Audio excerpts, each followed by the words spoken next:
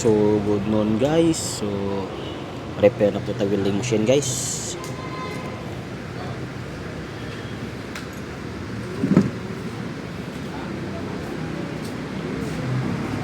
So ang giingon sa customer guys, guba ko nog diode. So ako nang ilistag diode. Kini nga diode guys, 4 ka buok. Then pag start na ako, dili mo andar. So napadyo yung problema. Then ang brand sa tuwang repair karon guys is ang Catskill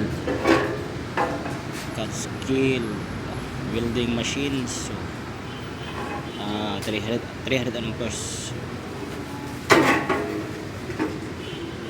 So mga guys,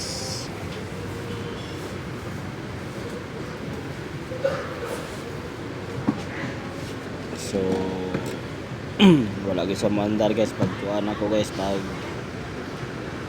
inisog diode. So ari ko sa supply na sad ko guys. So atong subayang supply guys. So let's start.